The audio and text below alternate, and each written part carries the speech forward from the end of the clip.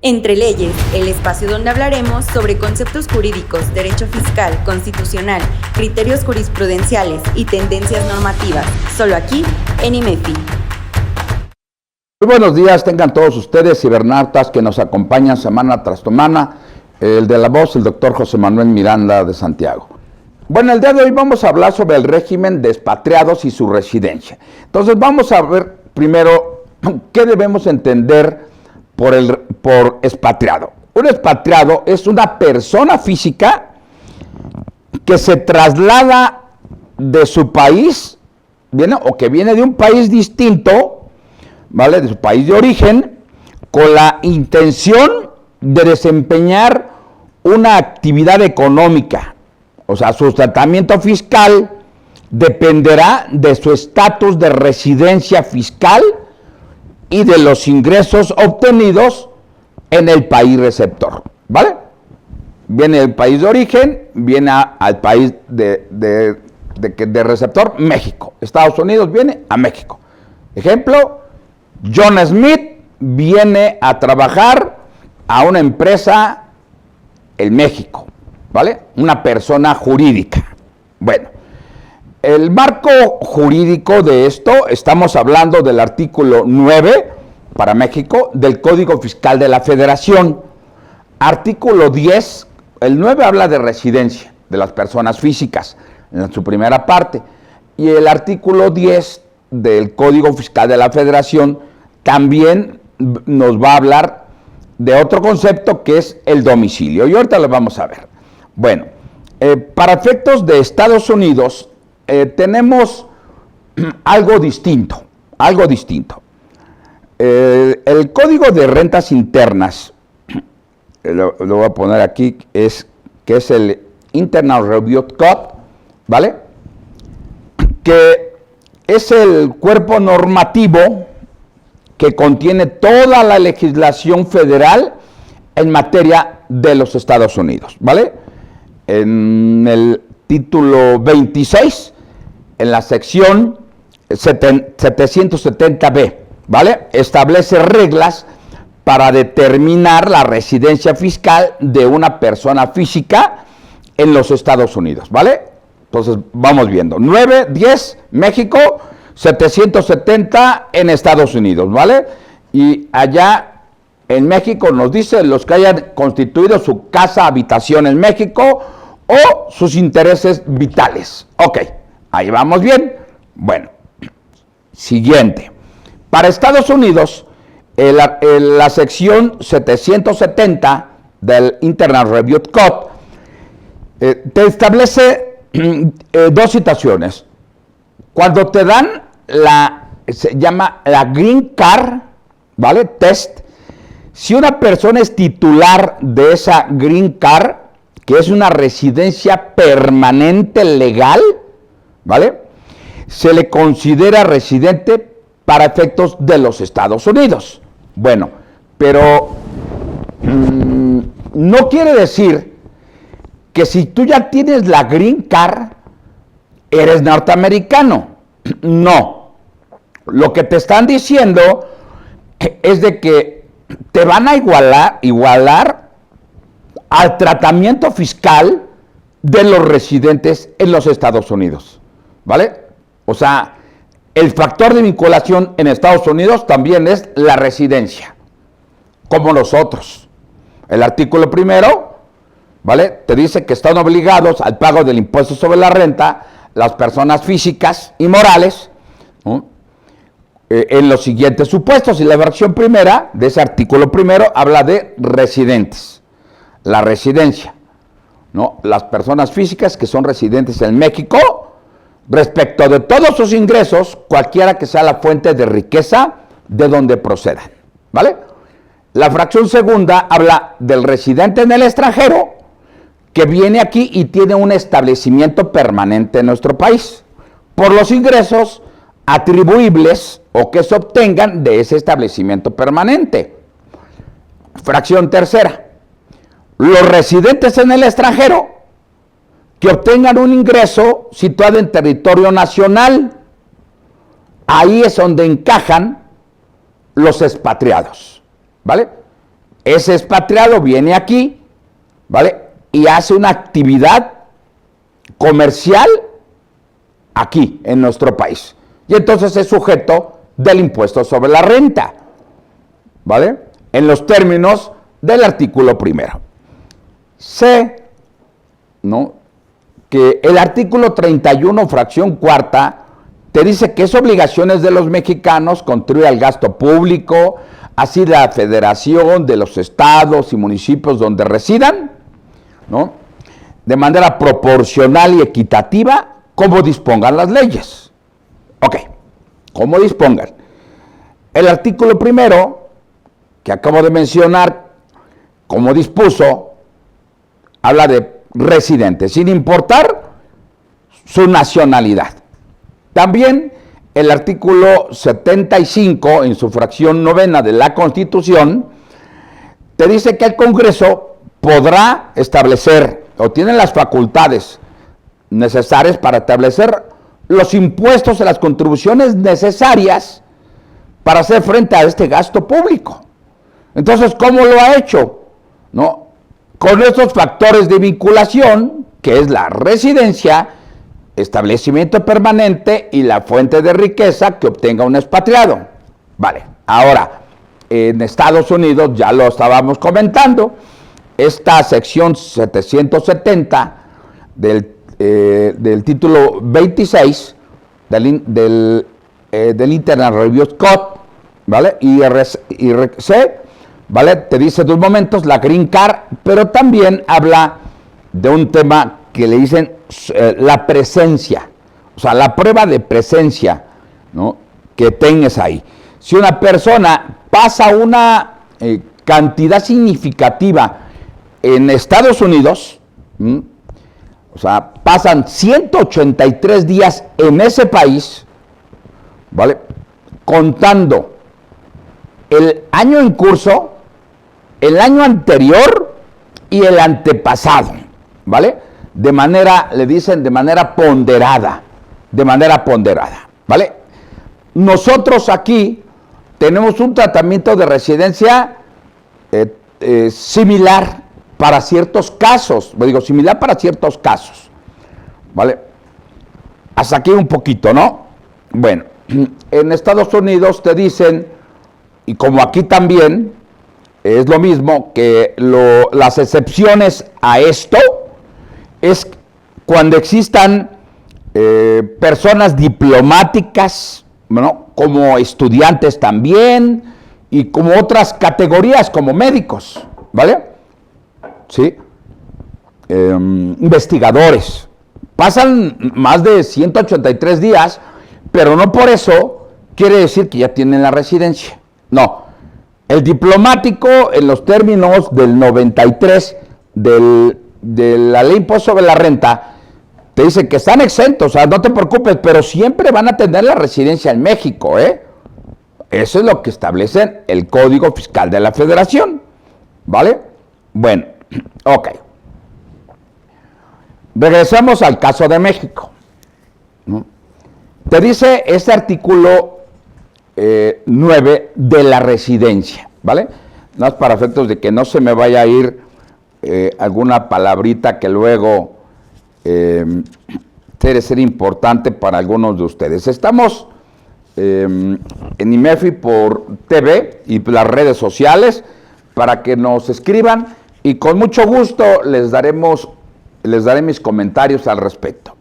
Bueno, dice el artículo 9, se consideran residentes en territorio nacional, y la fracción primera habla de los residentes, ¿vale? Dice, a los que hayan establecido su casa habitación en México, cuando la persona física de la que se trate también tenga casa habitación en el otro país, puede ser que tenga casa chica o casa grande, se considerarán residentes en México, dice, si en territorio nacional se encuentran sus centros de intereses vitales. Para estos efectos se considera que el centro de intereses vitales está en territorio nacional cuando, entre otros, se ubique en cualquiera de los siguientes supuestos, ¿vale? Y te dice cuando más del 50% de los ingresos totales que se obtenga la persona física en el año de calendario tenga fuente de riqueza en México. O sea, si tienes 2 domicilios, ¿vale? Si aquí tienes mayor ingreso, entonces eres residente, ¿vale? Y dice, cuando en el país tengan su centro principal de sus actividades profesionales. Y ahí te marca ciertos considerandos, ¿no? Pero hasta aquí me quedo nada más. Ok, bueno. Entonces, si tú eres residente, entonces las cosas pueden cambiar, ¿vale? Había que revisar. Mira, vamos a poner al señor John Smith, que viene a México y viene a cubrir un cargo de director para una empresa transnacional, ¿vale? La matriz manda a un director, al presidente X, a cubrir este encargo en una subsidiaria que tiene en nuestro país. Bueno, desde el primer momento que él ingresa a nuestro país, le vamos a considerar su forma migratoria, ¿vale? Que hay que tener mucho cuidado en el momento de llenarla, porque ahí nosotros tenemos que establecer con mucha precisión el tiempo que va a estar trabajando aquí, ¿vale? O sea, que no creas, hay control.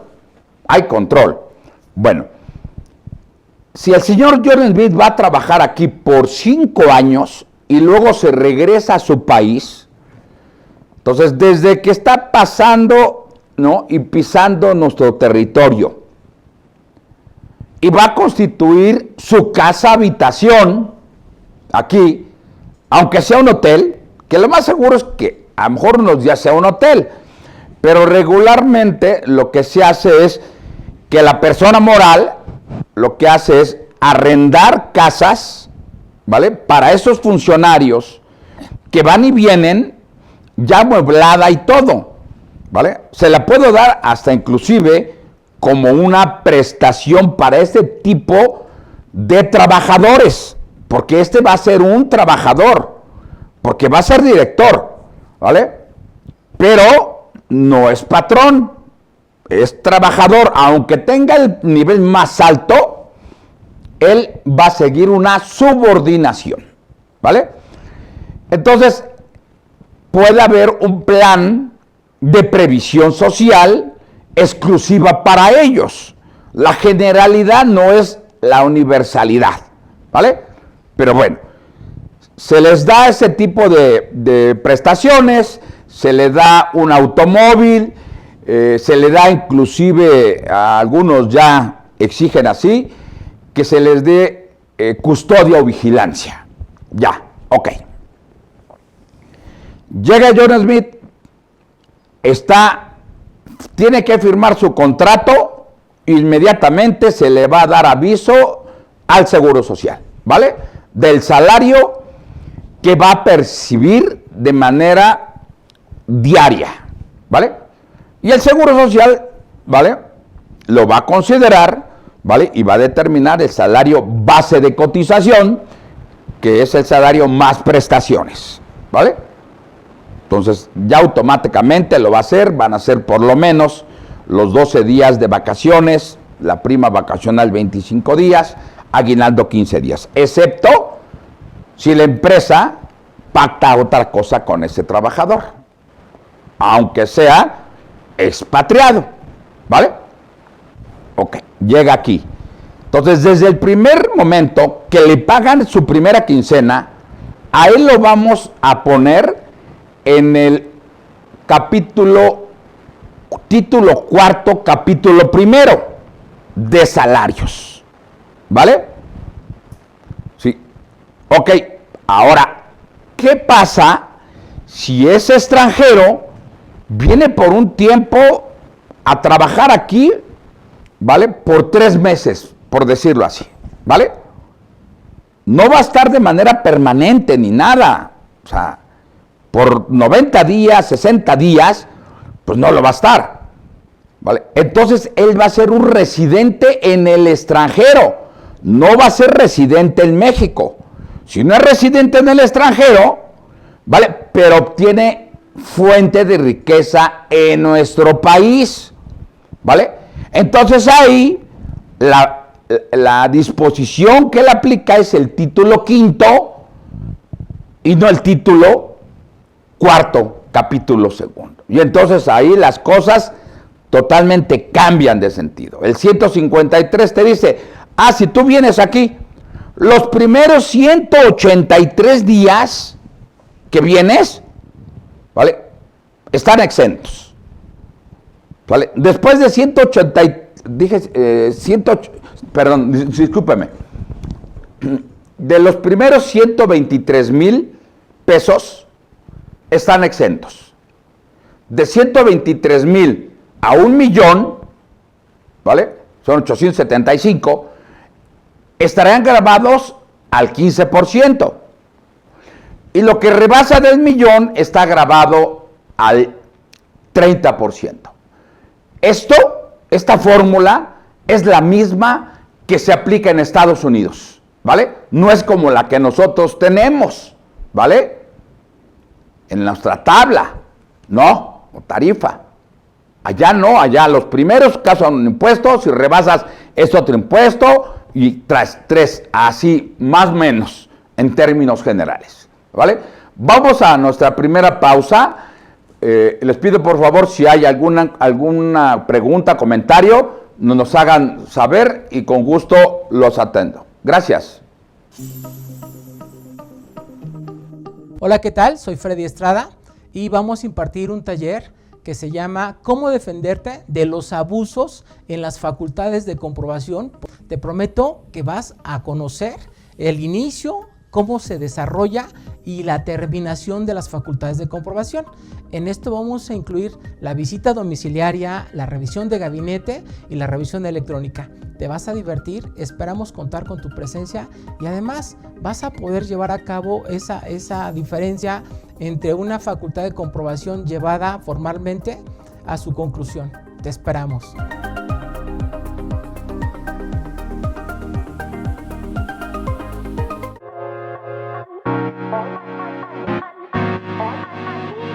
Hola amigos, mi nombre es Jorge Briones y en esta ocasión quiero invitarte al curso denominado Determinación de pagos provisionales para efectos del impuesto sobre la renta, título 2, personas morales.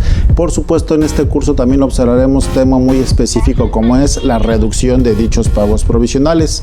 Entre otras cosas observaremos obviamente la obligación importante de realizar los pagos, la repercusión de no hacerlos, cuál es el procedimiento general para realizar los pagos, aquellos ingresos acumulables para pagos provisionales, cuáles ingresos no se acumulan para esta obligación, la determinación del coeficiente de utilidad, obviamente la repercusión y observación de ejercicios anteriores, casos especiales como aplicación de pérdidas fiscales de ejercicios anteriores, por supuesto tratamiento aplicable para sociedades y sociedades civiles, sociedades cooperativas que distribuyen anticipos o rendimientos. Espero que nos puedan acompañar.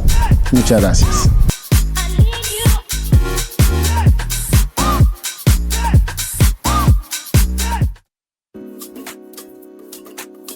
Hola a todos, mi nombre es Alberto Monroy Salinas. Queremos invitarlos al curso de plataformas tecnológicas donde veremos lo más relevante de la reforma a la Ley Federal del Trabajo y cómo se determina el impuesto en este momento y qué pasará en el futuro. Inscríbanse todos, nos vemos próximamente.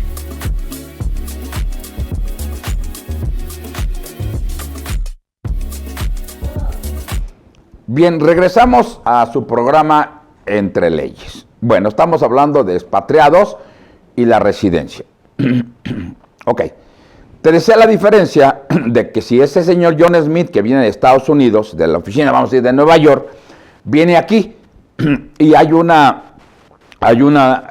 duda. Si vamos a registrarlo como título cuarto o título quinto, ¿vale? Entonces ya te dije, todo va a depender del estatus migratorio, de la estadía que vaya a tener y del ingreso que pueda obtener. Si de entrada él va a ser residente en nuestro país, desde el primer día y del primer momento que le pagan, ahí es sujeto del impuesto sobre la renta. Si es salarios, como hemos comentado, había dicho los primeros 123,000 están exentos. Después de 123,000 a 1,000,000 grabados al 15%. Y después del 1,000,000 están grabados al 30%, ¿vale? Y te comentaba que esa misma mecánica es la que se establece en Estados Unidos, ¿vale? Igual, la misma mecánica. Bueno. Aquí entramos a otro tema, regresándome a la residencia de México. En ocasiones, los extranjeros, ¿no?, son enviados de la casa matriz y te dicen, mira, te mando a John Smith, ¿vale? Y va a estar en cargo de director. Vamos a suponer que le vamos a pagar 300,000 pesos mexicanos, ¿sale? 300,000. Pero siempre, casi la mayoría, sobre todo en Estados Unidos, te dice, oye, si hay alguna retención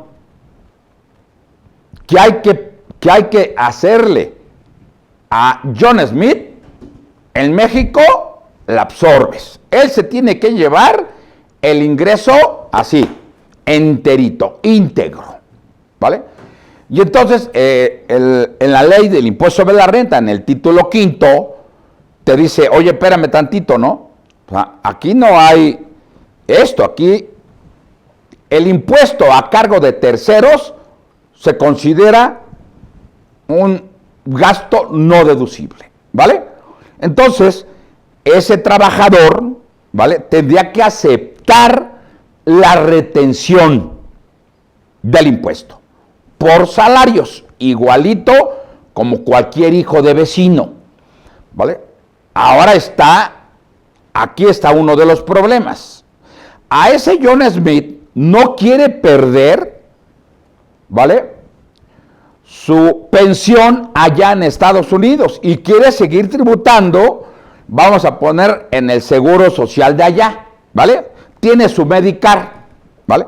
Y él sigue aportando, el patrón sigue aportando y él también sigue aportando, ¿vale? Es el mismo porcentaje, ¿vale?, que tienen cada uno, ¿no?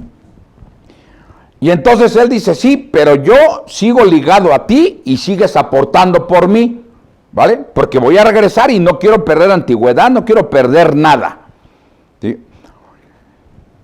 La casa matriz le paga a John Smith, ¿vale?, le vamos a suponer otros 200,000 pesos allá, ¿vale?, en dólares, pero son 200,000. Entonces John Smith, ¿vale?, recibe 300 aquí de México y 200 allá en Estados Unidos, ¿vale? Y aquí está uno de los problemas. A ver, John Smith deberá pagar el impuesto sobre la renta por los 300 más los 200 o solamente sobre los 300, ¿vale? De conformidad con el artículo 1, ¿sí?, dice, respecto de todos sus ingresos, sin importar la fuente de riqueza de donde procedan. Entonces eso quiere decir que estamos en presencia del principio de renta mundial, ¿vale? Ese principio de renta mundial que establece en varios países, y sobre todo latinoamericanos, tú resides aquí, tienes que pagar John Smith sobre los 500. Y preguntas que me hacen, ¿no? Las preguntas frecuentes. Oye, ¿y cómo se va a enterar el SAT de México que John Smith recibe ingresos de Estados Unidos? ¿Vale? Bueno, pues para ello, y para evitar, ¿no?, la evasión y la defraudación fiscal, existe el intercambio de información, ¿vale?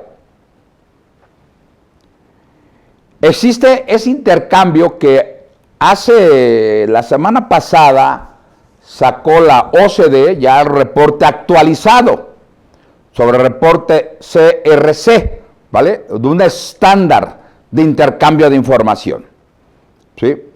A través de ese estándar de intercambio de información, ¿vale? Los países, ¿no?, mutuamente, ¿vale?, se envían información, como en nuestro caso, en el mes de agosto, envían información al IRS, ¿vale? Eso es de manera automática o también a petición, ¿vale? Entonces, ahí va a llegar que Estados Unidos tiene a John Smith allá y que percibió ingresos allá. Y aquí el satánico dice, a ver, espérame, John Smith está trabajando en esta empresa, a ver, ve lo que timbró la empresa. No, pues timbró 300, oye, acá me faltan, ¿vale? ¿Por qué no timbraste sobre 500? Va a decir, no, pues yo no sabía, ¿vale? Pues bueno, como no sabes, te vamos a aplicar el artículo 26 del Código Fiscal de la Federación, ¿vale? Que es la responsabilidad solidaria que tienen estos retenedores. Ve nada más la belleza que se aventó el legislador, ¿vale? Y no es de ahorita, ¿eh? No es de ahorita. No es a pensar que es una reforma del año pasado o que desde que entró Morena, nada de eso. Ya ha estado aquí. Son responsables solidarios con los contribuyentes y creo que es la 9ª. Voy a ver, aquí está.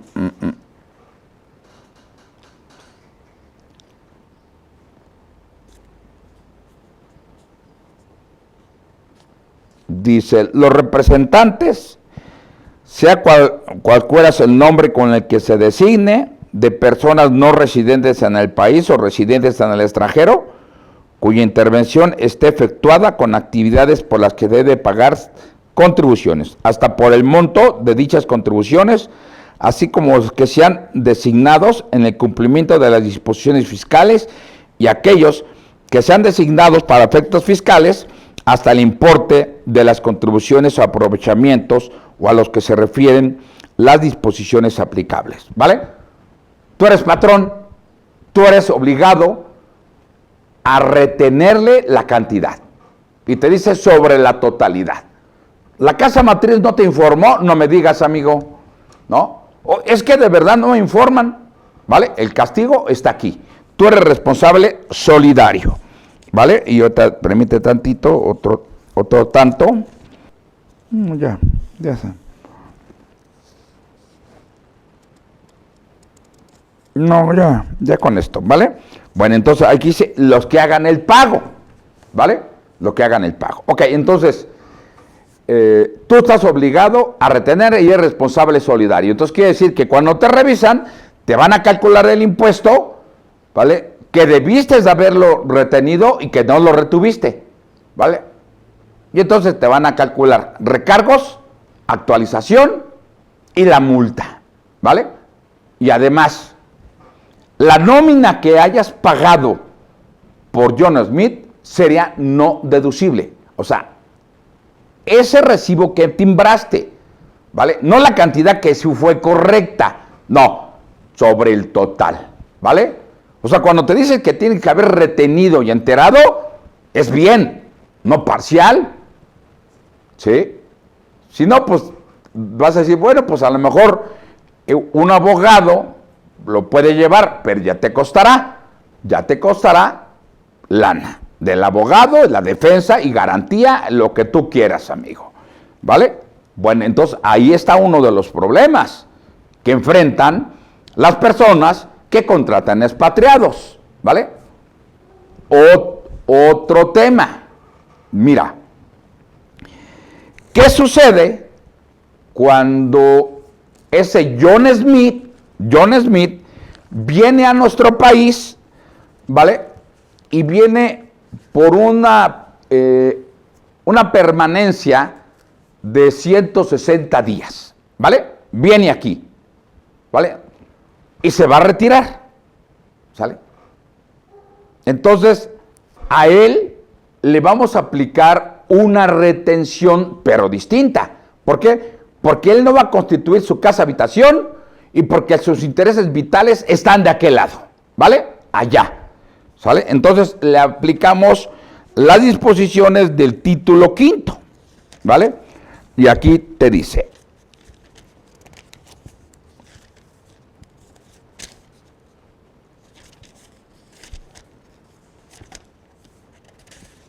bueno, el título quinto son de los residentes en el extranjero cuyos ingresos provenientes de fuente de riqueza ubicado en territorio nacional. Bien, entonces aquí nos dice el 154, te dice: tratándose de los ingresos por salarios y en general por la prestación de un servicio personal subordinado, se considerará que la fuente de riqueza se encuentra en territorio nacional cuando el servicio se presta en el país. ¿Se va a prestar en el país? Sí. Entonces, ¿se va a retener o se considera que hay fuente de riqueza? Y para entender el término de asalariados, nos vamos a las connotaciones, ¿no? Porque el legislador nos dio una interpretación auténtica de lo que debemos entender por los conceptos del título quinto. 177 o 175. Déjame ver. 175 y te dice. Perdón.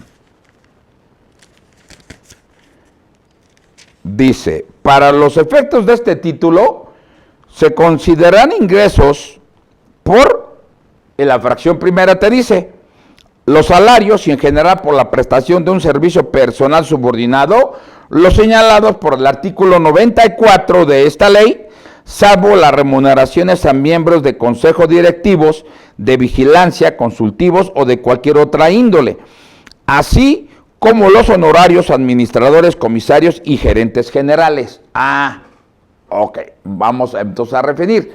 Oye, te dice salarios, pero si el asalariado dice que es un directivo de vigilancia o de cualquier otro índole, así como los honorarios administradores, comisarios o gerentes, esa es otra cosa. Porque él es el que va a tomar algunas decisiones, ¿vale? Entonces, esta persona, si es el gerente, ¿vale? Le va a aplicar la retención del 154, ¿vale? Oye, ¿y qué va a pasar si entonces son administradores, comisarios o gerentes? La retención es mayor, ¿vale? A él esa es mayor, 30% y se acabó, ¿vale? Bueno, entonces, aquí te dice que el salario debes de retenerle, como yo te había comentado, los primeros 125,900, ¿vale? Están exentos, ¿vale? Después de 125,900 están grabados a la tasa del 15% y lo que rebase al 30%, ¿vale? Ahí está. Ahora, el último escenario, bueno, ¿de qué voy a platicar? La casa matriz lo envía a trabajar a John Smith, ¿sí? Pero no le paga. La persona moral residente en México no le paga a John Smith, sino la persona moral allá, la empresa norteamericana, su casa matriz le paga, le deposita en su cuenta en Estados Unidos, ¿vale? Y entonces dice, oye, ¿qué pasó? ¿Sí? ¿Cómo? O sea, ¿cómo lo voy a hacer? Tú eres responsable solidario de este impuesto, ¿sí? Entonces, fíjate que, como dice esta chulada, te dice que es igual este 173, si es párrafo 7, sí, 7, te dice, se exceptúa del pago del impuesto a que se refiere este artículo, dice, por los ingresos por salarios y en general por la prestación de un servicio personal subordinado pagados por residentes en el extranjero, personas físicas o morales que no tengan establecimiento permanente en el país o que teniéndolo el servicio no está relacionado con dicho establecimiento. Dice, siempre que la estancia del prestador del servicio en territorio nacional sea menor a 183 días naturales, consecutivos o no, en un periodo de 12 meses. No como allá el Internet Reviews 770, que te habla de 183 en 3 años ponderados. ¿Vale? Entonces, si paga al extranjero, se le pagan al extranjero, se le entera el impuesto, siempre y cuando este señor se le pague aquí. Pero se le paga desde el extranjero, están exentos. Oye, pero pues no le pagaste, pues sí. Si rebasas más de 183, aguas. Ahí sí ya. Ahí sí, para que veas, no me importa quién le pague. ¿Vale? Entonces, ahí entramos en un tema. Y fíjate, te voy a leer otro artículo para que no te creas así como que si ya pasó nada, no ha habido nada. Mira.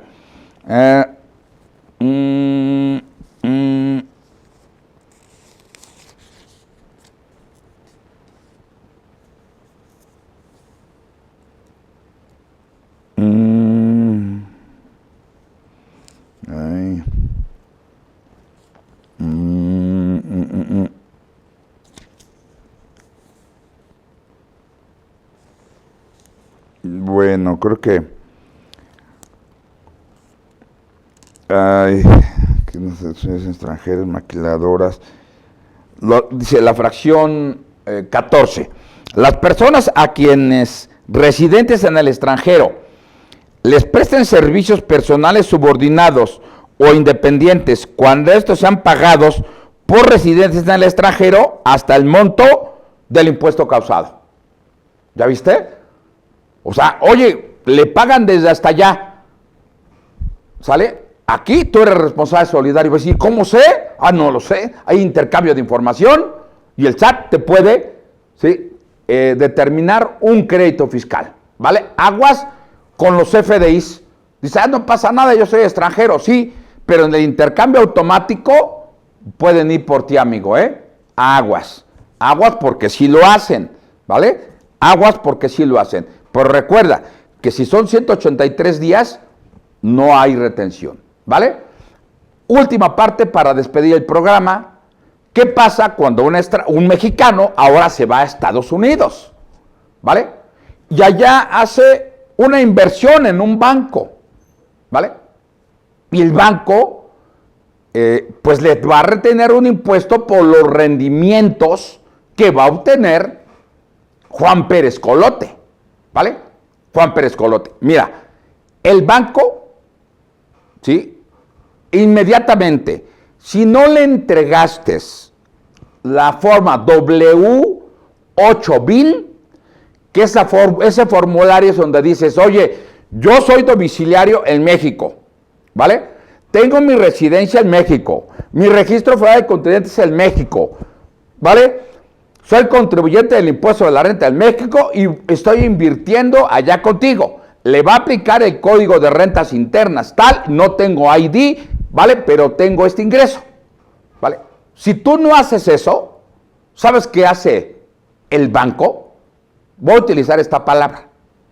Te va a tumbar el 30% sobre el total. Sobre el total. Oye, pero si nada más fue invertir, ¿vale?, mi capital, y ese capital generó rendimientos. Pues ¿qué crees? Que esos rendimientos deberías haberlo acumulado tú, Juan Pérez Colote, en tu declaración anual. Pero ahí en la forma W8 BIN nunca me dijiste, y es más, ni siquiera la recibí. Y por eso te hago ese castigo, ¿vale? Entonces lo que tienes que hacer es llenar un formulario, la forma 1040, no sé si es la 1040, el anexo S o M, ¿vale? Que tienes que hacerlo. Déjame ver aquí para no, la forma, te digo si es la forma, es un trámite, allá la fórmula 1040, Ay.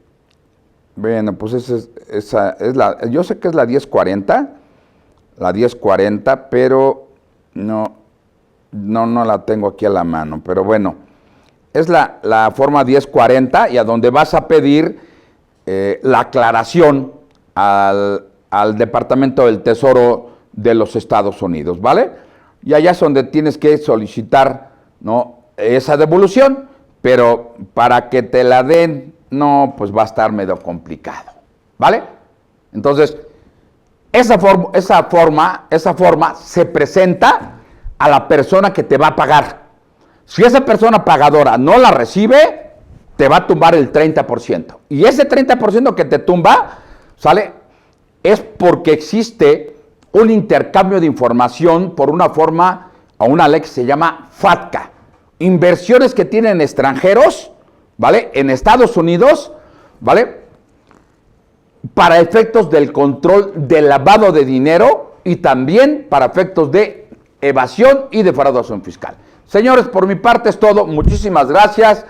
Espero que nos hayan acompañado en esta semana. La próxima semana estaremos hablando de otro tema igual de interesante. Muchas gracias. El de la voz, José Manuel Miranda de Santiago, ¿sale?, servidor y amigo. Hasta luego. Agradezco a todo el equipo de producción que han estado conmigo, a Jessica Rentería. Muchas gracias.